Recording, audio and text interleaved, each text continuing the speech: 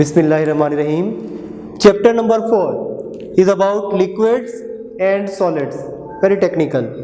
Liquid के अंदर forces कम होती हैं, सॉलिड के अंदर फोर्सेस ज़्यादा होती हैं, इसीलिए कंपैक्टनेस भी ज़्यादा होती है।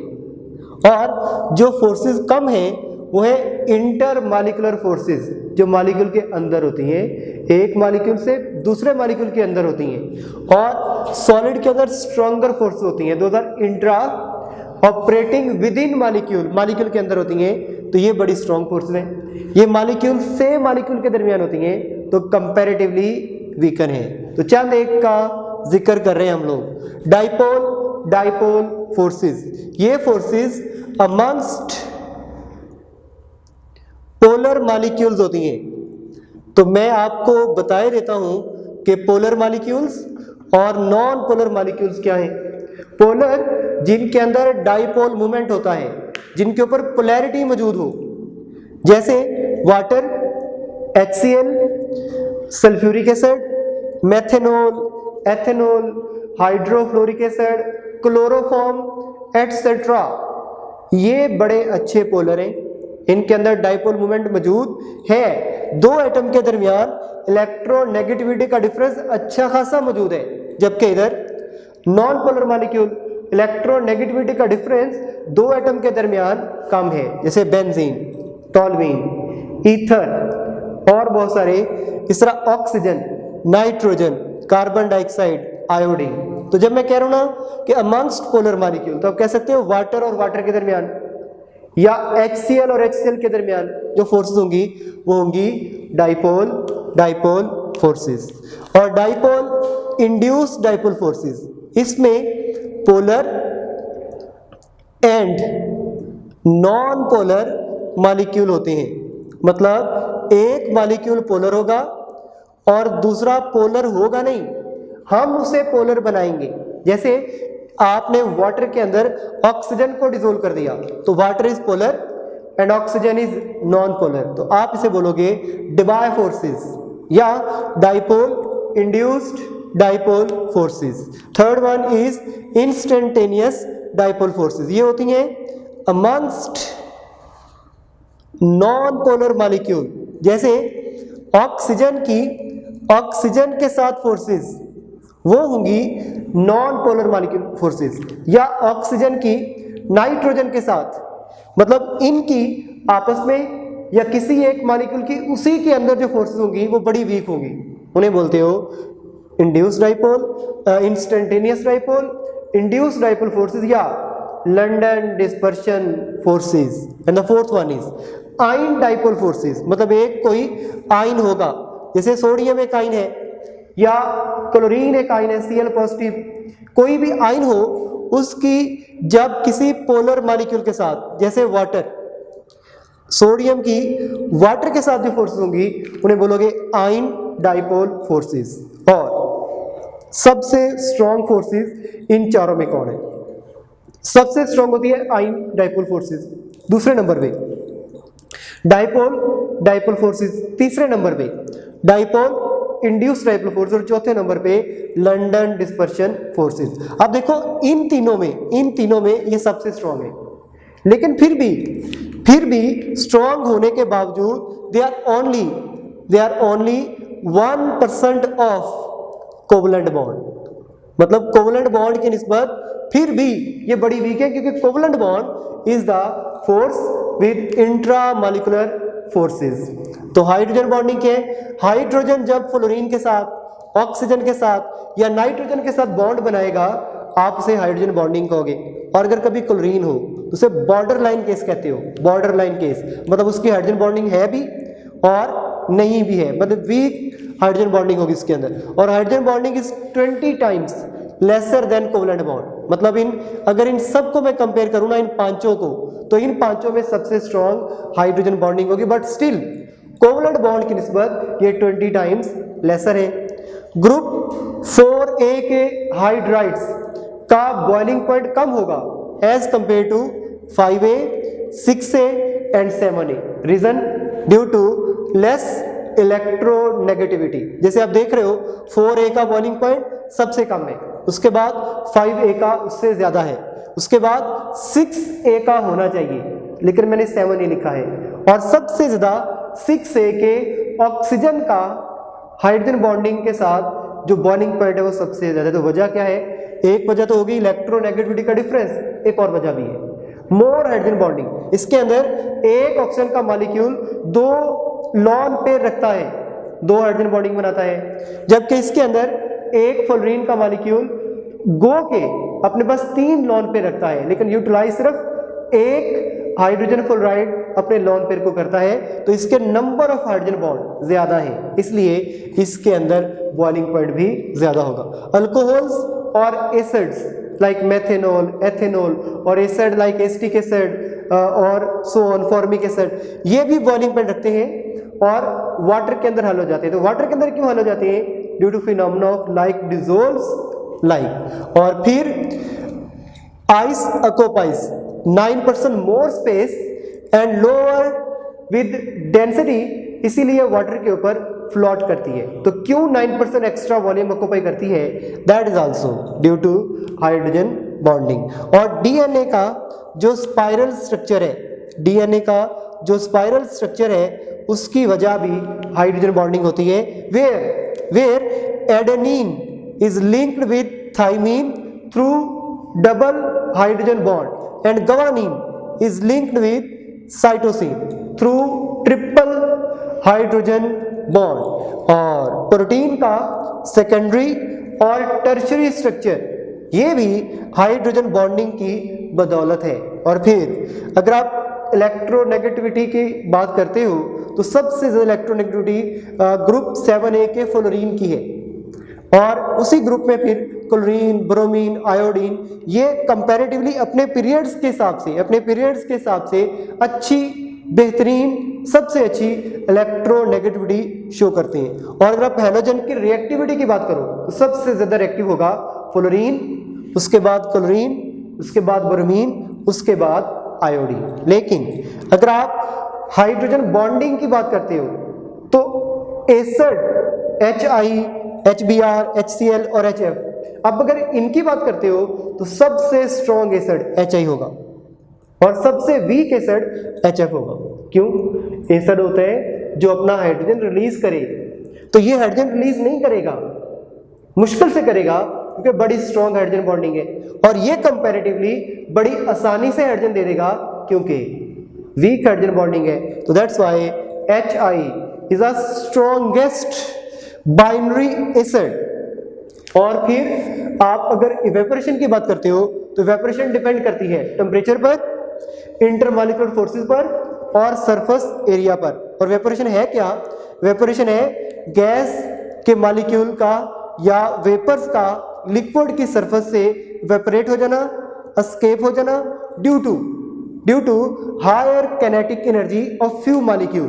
तो आप अगर वेपर प्रेशर की बात करो तो ये जब गैसेस लिक्विड जब वेपर्स में कन्वर्ट होता है और अगर वो कंटेनर क्लोज हो तो वेपर्स वापस लिक्विड में आती हैं, उस वक्त लिक्विड की सरफेस पर जो प्रेशर लगता है उसे बोलते हो vapour pressure. And vapour pressure is measured by a tube which is called as manometric tube, और उसका फार्मूला ये है P is equal to PA, that is atmospheric pressure, plus delta H, that is the difference in height of two limbs, those are attached with manometric tube. Earthenware vessel keeps water cool. Why? क्योंकि उसके अंदर छोटे छोटे सुराख होते हैं, और मैंने कहा लिक्विड के मॉलिक्यूल की काइनेटिक एनर्जी सबकी सेम नहीं होती, जिनकी काइनेटिक एनर्जी ज्यादा होती है इसका मतलब उनका टेम्परेचर भी ज्यादा होगा, वो इसके पोर्स में से निकल जाएंगे, लिहाजा जो बाकी मॉलिक्यूल पड़े होंगे उनकी काइनेटिक एनर्जी कम होगी, उनका टेम्परेचर भी कम होगा। That's why they cause cooling effect. Vapour pressure is independent of volume, liquid के वॉल्यूम पर, उसके अमाउंट पर, उसके सरफेस एरिया पर डिपेंड नहीं करेगा, जबकि डिपेंड करेगा इंटरमॉलिक्यूलर फोर्सेस और टेम्परेचर पर। बॉइलिंग पॉइंट क्या है? जब कोई लिक्विड उसका जो इंटरनल प्रेशर है वो उसके एक्सटर्नल प्रेशर के बराबर हो जाए, उस वक्त वो लिक्विड का मॉलिक्यूल बॉयल करता है और वो लिक्विड से वेपर में कन्वर्ट हो जाता है। वाटर को रूम टेम्परेचर पर अगर आप नॉर्मल सी लेवल पर मतलब 760 टॉर पर अगर आप बॉयल करो तो ये 100 डिग्री सेंटीग्रेड पर बॉयल हो जाएगा। लेकिन अगर एक्सटर्नल प्रेशर कम हो तो इंटरनल प्रेशर भी कम करना पड़ेगा, मतलब कम तक पहुंचाना पड़ेगा, तो जल्दी कोई भी लिक्विड बॉयल हो जाएगा। जैसे मरी में वही वाटर 98 पर बॉयल होता है क्योंकि external pressure is decreased up to 700 torr, और माउंट एवरेस्ट में एक्सटर्नल प्रेशर सिर्फ 323 टॉर होता है, तो इंटरनल प्रेशर भी सिर्फ 323 ही करना है। It is just going to boil at 69 degree centigrade. और प्रेशर कुकर में तो एक्सटर्नल प्रेशर आर्टिफिशियली हम बढ़ा देते हैं तो 1489 टॉर हो जाता है, जिससे इंटरनल प्रेशर भी बढ़ेगा और water will boil at 120 degree centigrade.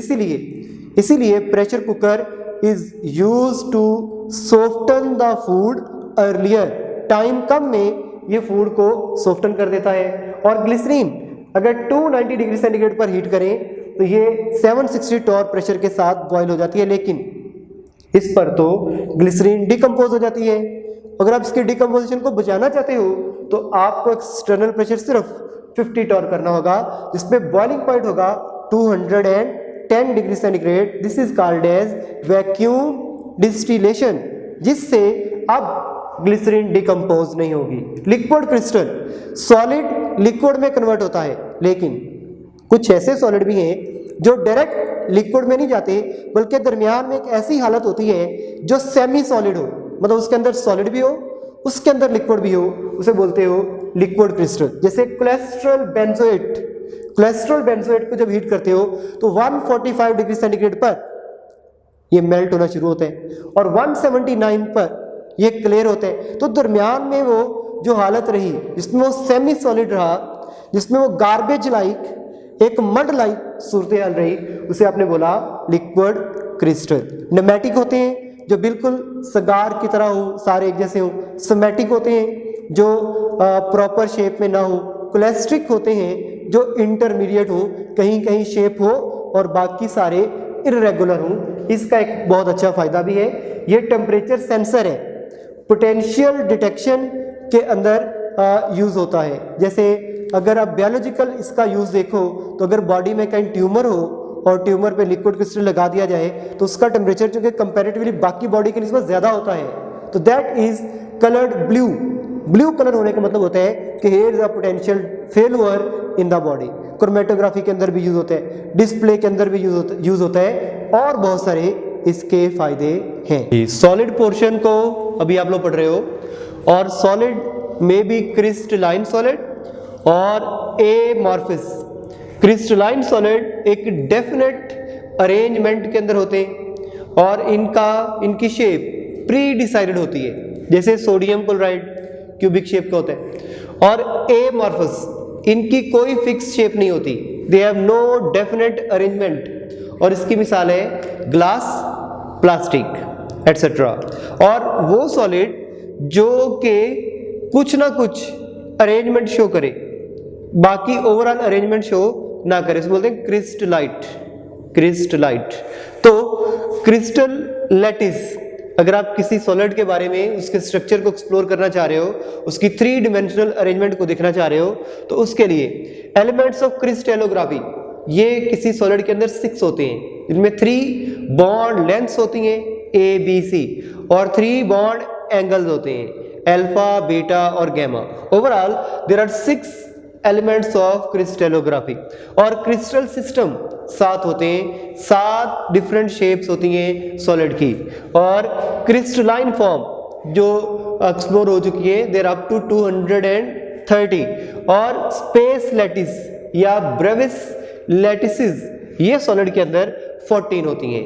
And which of following is a pseudo solid, इनमें से कौन सा सीडो सॉलिड है जो कि फाल्सिफाइड सॉलिड है, जो कि प्योर शेप के अंदर मौजूद नहीं है, that is a glass. And then ionic solid, ionic solid के अंदर आयनिक बॉन्ड होती है, एक एटम इलेक्ट्रॉन का डोनर होता है कैटाइन और दूसरा इलेक्ट्रॉन का एक्सेप्टर होता है एनाइन। बड़े टिपिकल क्वेश्चंस हैं इसके अंदर, तो बड़ी डिटेल के अंदर मैं आपको समझाता हूं और आप इसको समझने की कोशिश करिए। ये कंडक्टर नहीं होते, जब सॉलिड फॉर्म के अंदर है तो ये कंडक्टर नहीं होते। कंडक्टर कब होते हैं? जब ये मोल्टन फॉर्म के अंदर आ जाए, पिघल जाए, या फिर वाटर के अंदर डिसोल्व हो जाए, इनका एक्वस सॉल्यूशन बन जाए, तो ये कंडक्टर बन जाते हैं। Like NaCl, NaCl is not conductor. लेकिन जब इसको पिघला दें, इसको इसके कैटाइन और एनाइन में तोड़ दें, either it dissolving in water और बाय हीटिंग, तो तब ये आयंस बनते हैं और तब ये कंडक्टर बन जाते हैं। देन क्रिस्टलाइन सॉलिड होते हैं, ये प्रॉपर 3 डायमेंशनल अरेंजमेंट होती है इनके अंदर। सॉलिड होते हैं, कभी भी लिक्विड या गैस स्टेट के अंदर आयनिक सॉलिड एग्जिस्ट नहीं करते। इनका बॉइलिंग और मेल्टिंग पॉइंट ज्यादा होता है क्योंकि बॉन्ड बड़ी स्ट्रांग है, और इनकी वोलेटिलिटी लो होती है, मतलब खुद ब खुद उड़ जाने की सलाहियत, एवेपोरेट होने की सलाहियत वो बड़ी कम होती है।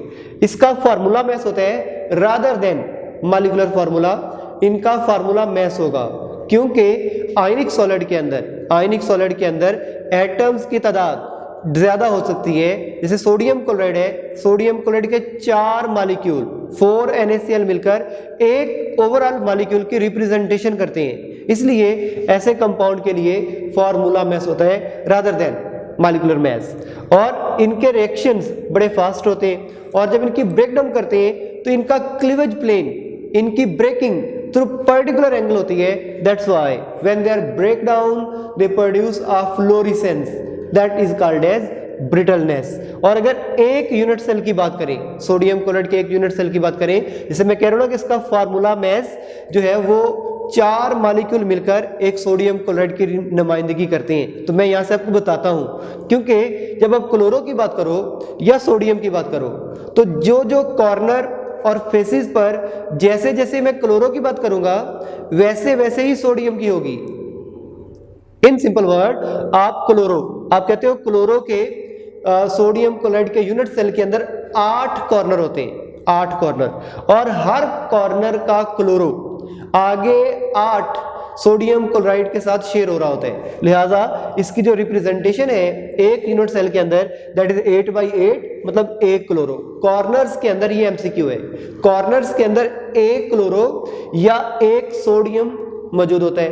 और फेसिस 6 फेसिस होते हैं, और हर फेस आगे 2 सोडियम क्लोराइड के यूनिट सेल के साथ शेयर हो रहा होता है। That means 6/2, it means 3 chloro या 3 sodium are present on faces. लिहाजा ओवरऑल एक यूनिट सेल के अंदर क्लोरो कितने होंगे? 4, सोडियम कितने होंगे? 4, और 4 NaCl बनेंगे। और डिस्टेंस बिटवीन 2 नियरेस्ट आयंस, एक सोडियम को 6 क्लोरो सराउंड कर रहे होते हैं और एक क्लोरो को 6 सोडियम सराउंड कर रहे होते हैं। और अगर आप 2 नियरेस्ट सेम आयंस, मतलब सोडियम से सोडियम या क्लोरो से क्लोरो के दरमियान डिस्टेंस नोट करो तो होता है 5.63 एंगस्ट्रॉम। और अगर 2 एडजेसेंट आयंस, मतलब अपोजिट आयंस के दरमियान डिस्टेंस नोट करो तो होता है 2.81 angstrom. And then covalent solid, जिनके अंदर कोऑर्डिनेशन हो, जिनके अंदर इलेक्ट्रॉन की शेयरिंग हो, इलेक्ट्रॉन दिए या लिए ना गए हों आयनिक बॉन्ड की तरह, बल्कि शेयर किए गए हों, उसे बोलते हो आप कोवलेंट बॉन्ड। इनकी 2 इंपॉर्टेंट टाइप्स होती हैं। Number 1, they are going to be called as large structural molecule, layered structural molecule, and then they are macromolecule, या इसे बोलते हो कॉम्प्लेक्स स्ट्रक्चर। और लेयर्ड स्ट्रक्चर के अंदर एग्जांपल है ग्रेफाइट की, कैडमियम आयोडाइड की और बोरॉन नाइट्राइड की।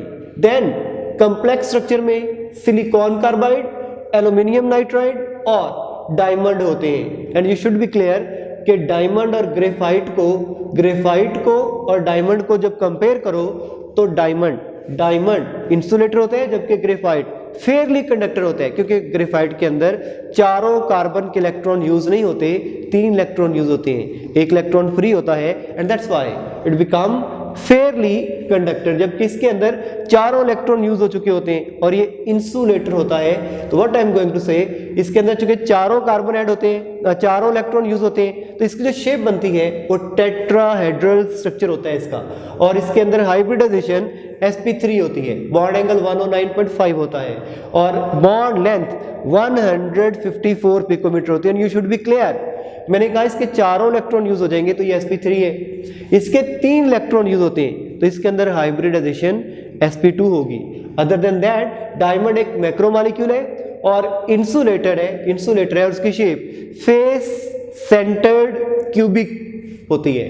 और अगर आप मॉलिक्यूलर सॉलिड की बात करो तो मॉलिक्यूलर सॉलिड भी या तो पोलर होते हैं या नॉन पोलर होते हैं। पोलर के अंदर स्ट्रॉन्ग इंटरमॉलिक्यूलर फोर्सेस और हाइड्रोजन बॉन्डिंग मौजूद होती है, जबकि नॉन पोलर के अंदर लेस स्ट्रॉन्गर फोर्सेस होती हैं और वो लंडन डिस्पर्शन फोर्सेस भी हो सकती हैं। और इसके अलावा ये चूंकि स्ट्रॉन्ग फोर्सेस वाले हैं तो इनका बॉइलिंग पॉइंट और मेल्टिंग पॉइंट भी हाई होगा और इनका बॉइलिंग पॉइंट और मेल्टिंग पॉइंट लो होगा।